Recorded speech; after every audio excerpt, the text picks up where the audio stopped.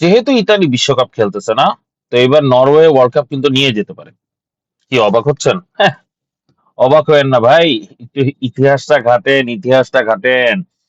Norway এইবারে নিয়ে চতুর্থ ওয়ার্ল্ড কাপ খেলছে, তার মানে এর আগে তিনবার ওয়ার্ল্ড কাপ খেলেছে। টোটাল 8টা ম্যাচ খেলেছে, মাত্র তিনবারই হেরেছে, তিনবার নকআউট হয়েছে, এবং তিনবার কাদের এগেনস্টে হয়েছে জানেন? 1938 সালে ইতালির বিরুদ্ধে, 1994 সালে গ্রুপ স্টেজে ইতালির কাছে হেরেই তারা কার্ডের উপর, ফেয়ার প্লে এর উপর ডিপেন্ড করে তারা বাদ পড়েছে গ্রুপ স্টেজে 4 পয়েন্ট নিয়ে। 98 সালে গ্রুপে ব্রাজিল, মরক্কো, স্কটল্যান্ড ছিল, এবং সেই গ্রুপ থেকে তারা নেক্সট রাউন্ডে যায়। ব্রাজিলকে হারিয়ে, 2-1 গোলে হারিয়ে তারা নেক্সট রাউন্ডে যায়। শকিংলি রাউন্ড অফ 16-এ গিয়ে তারা আবার ইতালির সম্মুখীন হয় এবং ইতালির কাছে কিন্তু বাদ পড়ে। সো তিনটা ওয়ার্ল্ড কাপে তিনবারই তারা মানে ইতালির বিরুদ্ধে হেরেই কিন্তু ওয়ার্ল্ড কাপ থেকে যায়। তাই ভাগ্য তাদেরকে কি পরিমাণ গিফট দিয়েছে। এবারে ওয়ার্ল্ড কাপ কোয়ালিফিকেশনটাই ইতালির সাথে হয়েছে, এবং ইতালি ওয়ার্ল্ড কাপ কোয়ালিফিকেশনে নরওয়ের কাছে বুড়িতরে হেরে কোয়ালিফিকেশন থেকে কিন্তু বাদ পড়ে। এন্ড নরওয়ে তার প্রতিশোধ যেমন নেয়, কিছুটা বলা যায় জাস্টিস ইজ সার্ভড। এন্ড হ্যাঁ, নরওয়ে যে দলটা বানিয়েছে, ও চমৎকার। হালান, লারসেন এবং সরলোথ, মানে তিনটা অমায়িক লম্বা চোরা বিশাল দৈত্য আকারের তিনটা স্ট্রাইকার, ফুল ফর্মে আছে। মানে হালান্ডের পরিচয় কি আপনাদের করায় দেওয়া লাগবে, বাবা সরলোথের সাথে পরিচয় করায় দেওয়া লাগবে? মিডফিল্ডে আছে অদেগার্ড। তো সবাই সব দিক দিয়ে ভালো প্লেয়ার। ডিফেন্স যদি চিন্তা করি, আইয়ের, অদিগার্ড, অস্তিগার্ড, তো সব দিক দিয়ে ভালো এক্সেপ্ট ফর গোলকিপার নাইলান। কিছুটা উইক গোলকিপার, কিন্তু এই নাইল্যান্ডও কিন্তু সময়ে সময় কিন্তু ভালো স্টপার হিসেবে কাজ করে। তবে নরওয়ে তো নিয়ে হয়তো বা নরওয়েজিয়ানরা এত বড় স্বপ্ন দেখে নাই যতটা আমি স্বপ্ন দেখে ফেলেছি। তবে নরওয়ে গ্রুপ অফ ডেতে পড়েছে। গ্রুপ এফ নিয়ে একটুখানি আলোচনা করি। গ্রুপ এফ এর মধ্যে আছে ফ্রান্স, সেনেগাল, ইরাক এবং নরওয়ে। তো নরওয়ে এবারে চতুর্থ ওয়ার্ল্ড কাপ খেলতেছে। Iraq second time world cup খেলতেছে। লাস্ট ওয়ার্ল্ড কাপ খেলেছিল 1986-এ। ওইখানেও তারা ইতালি গ্রুপে পড়েছিল। সব দিকে ইতালির সাথে সম্পর্কিত, অথচ ইতালি এবারে ওয়ার্ল্ড কাপ খেলতেছে না। নরওয়ে ভালো প্রতিশোধ নিয়েছে। ও বাই দ্য ওয়ে, ইতালি কিন্তু থার্ড টাইম ওয়ার্ল্ড কাপ খেলছে না। তো সব মিলিয়ে চমৎকার একটা বিষয়, এবং এইবারে যদি ফ্রান্স কোনোভাবে কাপ জিততে পারে তাহলে তারা তাদের থার্ড ওয়ার্ল্ড কাপ নিবে। মজার একটা বিষয়, আর্জেন্টিনা তিনবার ওয়ার্ল্ড কাপ নিয়েছে, পারবে কি ফ্রান্স এবারে তৃতীয় ওয়ার্ল্ড কাপ নিতে? আর এটাও বলা যায় নরওয়ে কিন্তু এবারে থার্ড হবে ফর শিওর, কারণ কি অলওয়েজ তিন নিয়ে একটা সম্পর্ক। যাই হোক, এখন আসি পরের গল্পে। তো সেনেগালের একটা বিষয় কি, সেনেগাল হচ্ছে প্রথম ওয়ার্ল্ড কাপে ফ্রান্সের বিরুদ্ধে মুখোমুখি, এবং ফ্রান্সের বিরুদ্ধে তারা জিতে যায়। পরবর্তী দুইটা ম্যাচ উরুগুয়ে এবং ডেনমার্কের সাথে খেলা পরে দুটোটাই ড্র হয়। শুধু তাই না, উরুগুয়ের সাথে তাদের 3-3 গোলে ড্র হয়। তারপর আরো দুইটা ইউরোপিয়ান দলের মুখোমুখি হয়।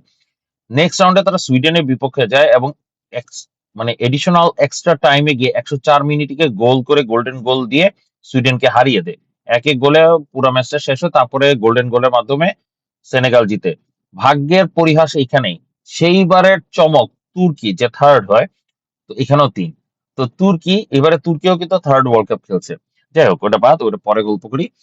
তো তুর্কির সাথে তারা গোল্ডেন গোলেই কিন্তু হেরে যায় কোয়ার্টার ফাইনালে। তো সেনেগাল হচ্ছে ফার্স্ট আফ্রিকান টিম যারা নেক্সট রাউন্ডে শুধু কোয়ালিফাই করে না, নেক্সট রাউন্ডে গিয়ে তারা কোয়ার্টার ফাইনাল পর্যন্ত যায়।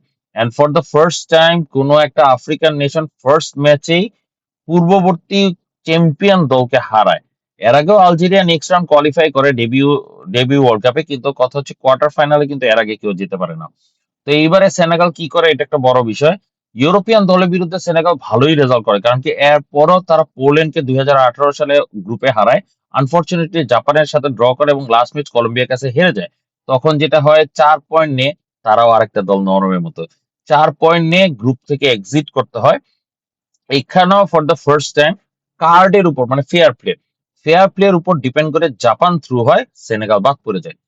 এন্ড তারপরে 2022 সালে ইজি গ্রুপে পড়ে, কাতারের গ্রুপে পড়ে, এবং কাতারের গ্রুপে থেকে তারা runners up, Netherland group champion হয়, তারা রানার্স আপ হিসেবে নেক্সট রাউন্ডে যায়। আনফর্চুনেটলি ইংল্যান্ডের কাছে বড় ব্যবধানে হেরে যায়। তো এইবারে তারা কিছু একটা করে দেখার সম্ভাবনা আছে, এইবারে তিনটা দল যাওয়ার সম্ভাবনা আছে। তবে আরেকটা জিনিসও বলতে হয়, ফ্রান্সের অধীনে কিন্তু সেনেগাল ছিল। সেনেগাল স্বাধীনতা লাভ করে 54 সালে। তো তার আগে ফ্রান্স আরো তিনটা ওয়ার্ল্ড কাপ খেলে। সো আমার কাছে মনে হয় যে কিছু ক্ষেত্রে কিন্তু ফ্রান্সের সাথে তাদের রেকর্ড ধরা যেতে পারে। যাই হোক সেটা ফ্যাক্টর না। সেনেগাল স্বাধীন হওয়ার পরে ফ্রান্সকেই কিন্তু প্রথম হারিয়েছে, এইবারে আবার তারা ফ্রান্সের সাথে মুখোমুখি হচ্ছে। ফ্রান্সের কথা বলতে গেলে ফ্রান্স কিন্তু 20-20 একটা কানেকশন আছে। আপনি চিন্তা করেন 2018 সালে তারা ওয়ার্ল্ড কাপ জিতে, তার আগের ফার্স্ট ওয়ার্ল্ড কাপটা জিতে 98-এ। তো অনেকেই নরওয়ে নিয়ে যদি অবাক হয়ে থাকেন, তাহলে আমি একটা কথা বলি, ফ্রান্স 98 পর্যন্ত অ্যাকচুয়ালি বিগ কোনো স্ট্রং টিম বলা যায় যে ছিল না। হ্যাঁ, প্লাতিনির আন্ডারে ফ্রান্স ভালো করেছিল। 74, 70, 70 এবং 74 কিন্তু ফ্রান্স ওয়ার্ল্ড কাপ কোয়ালিফাই করে নাই। 90 এবং 94-ও কিন্তু ফ্রান্স ওয়ার্ল্ড কাপ কোয়ালিফাই করে নাই। আনফরচুনেটলি 98-এ তারা হোস্ট নেশন হিসেবে কাপটা লিফট করে। তার আগ পর্যন্ত কিন্তু তারা কিন্তু বিগ শর্ট টিম বলা যায় না। পোল্যান্ড অথবা বেলজিয়াম এরা যেরকম ছিল ট্যালেন্টেড টিম, কিছু জিততে পারছে না, সেম ফ্রান্সও এরকম দলে ছিল। তো রিসেন্ট সময় যখন জিদান অবসরে যায়, অরি অবসরে যায়, তখন ফ্রান্স একটা রেভলিউশন করে। তারা কমপ্লিটলি ইয়ুথ সেক্টরের উপরে নিজেদের মনোযোগ দেয়, নিজেদের প্লেয়ারকে কম দামে বিক্রি করে করে ডেভেলপ করায়, এবং তার ফলে দেখেন এখন অবস্থাটা। ফ্রান্সের এত চমৎকার দল, এত চমৎকার দল, জাস্ট ওয়াও। মানে ওই যে তাদের 20-র সাথে সম্পর্ক, তাই আন্ডার 20 কে পরিপূর্ণ তারা ডেভেলপ করে। হ্যাঁ, আন্ডার 20 বিভিন্ন টুর্নামেন্ট জিততে পারে না, বাট টুর্নামেন্ট জেতা তো দরকার নেই, তাদের প্লেয়ার গুলা সব ম্যাচিউরড হয়ে যায়।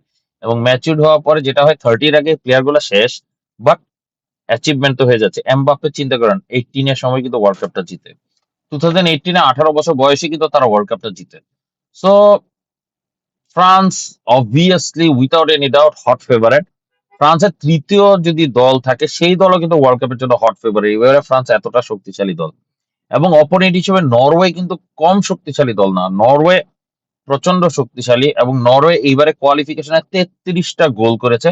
নট অনলি দ্যাট, একলা মলডোভার বিরুদ্ধে 11টা গোল করেছে। ইতালির মতো একটা ডিফেন্সিভ টিম তাদের বিরুদ্ধে চারটা চারটা করে গোল করেছে।